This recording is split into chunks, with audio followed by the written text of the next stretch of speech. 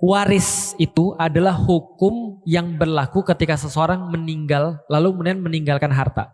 Jadi wafat lalu kemudian meninggalkan harta. Maka hartanya dibagi berdasarkan hukum waris.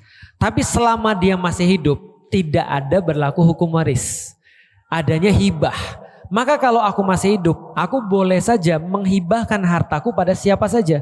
Jangankan anak, ngasih tetangga juga boleh. Atau ngasih siapapun juga boleh karena aku masih hidup. Bagaimana pertanyaannya kalau ada orang yang dia sudah ngasih semuanya ketika dia masih hidup sehingga dia tidak ada yang diwariskan? Boleh, nggak ada masalah. Karena dia udah ngasih semuanya, mau sedekain semuanya, mau ngasih semuanya, beliin barang semuanya, terserah dia. Karena itu adalah kepunyaan dia hartanya. Maka orang bisa membelanjakan kepunyaan dia. Nggak ada masalah di dalam syariat.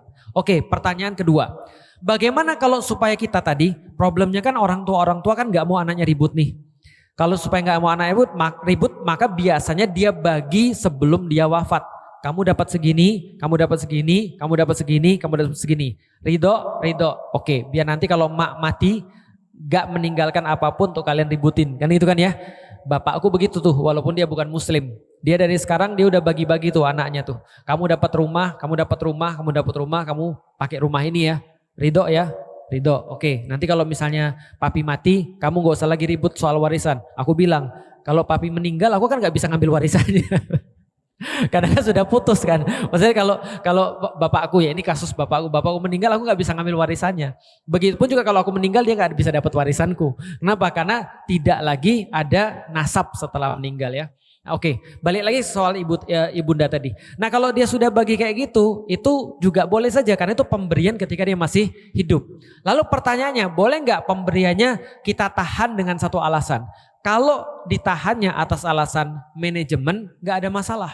Secara kepemilikan itu punya dia, tapi kita tahan sampai misalnya dia balik misalnya. Atau sampai dia kayak anak yatim, dia sudah bisa memanage semua harta-hartanya itu. Itu nggak ada masalah. Tidak menghilangkan kepemilikannya dia. Itu yang kedua. Yang ketiga, nah kalau misalnya kita ambil balik lagi, ini yang tidak boleh. Kenapa? Karena kalau kita sudah menyerahkan sesuatu kepada orang lain, maka kepemilikannya sudah berganti. Kalau kepemilikannya berganti gak bisa diambil lagi. Kecuali dia yang nyerahin kepada kita. Bisa dipahami ya, ini soal kepemilikan soalnya. Kepemilikannya, aku ngasih kamu ya, ya udah gak bisa, balikin, gak boleh. Nah jadi karena kepemilikannya udah berganti nih. Kecuali minjemin, nah kalau minjemin boleh minta balik. Tapi kalau dikasih, itu sudah berpindah